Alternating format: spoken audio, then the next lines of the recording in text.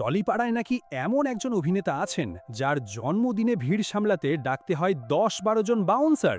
আর এই কথাটা নাকি তারই এক সময়ের কো-স্টার নিজেই বলেছেন। সত্যিটা কি, চলুন দেখে নিই।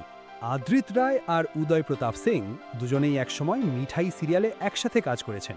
আদ্রিত ছিলেন সিদ্ধার্থ আর উদয় প্রতাপ ছিলেন রাতুলের চরিত্রে।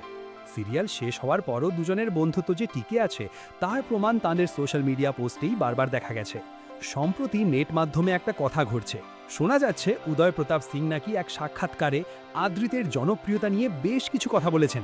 দাবি করা হচ্ছে তিনি নাকি বলেছেন যে আদ্রিতের জন্মদিনে ভিড় সামলাতে বাউন্সার পর্যন্ত রাখতে হয়েছিল।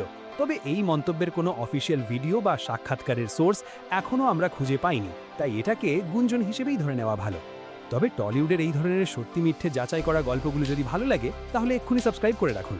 আপনাদের সাপোর্টেই এটা সম্ভব হচ্ছে। এই গুঞ্জনটা এত ছড়িয়ে পড়ার একটা কারণ আছে অবশ্য।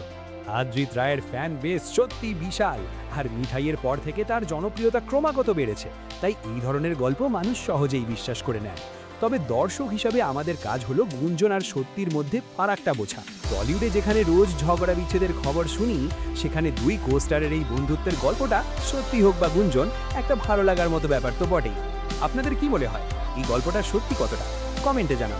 ভিডিওটা ভালো লাগলে লাইক শেয়ার করুন আর বাংলা পালস সাবস্ক্রাইব করে রাখুন। দেখা হবে পরের ভিডিওতে।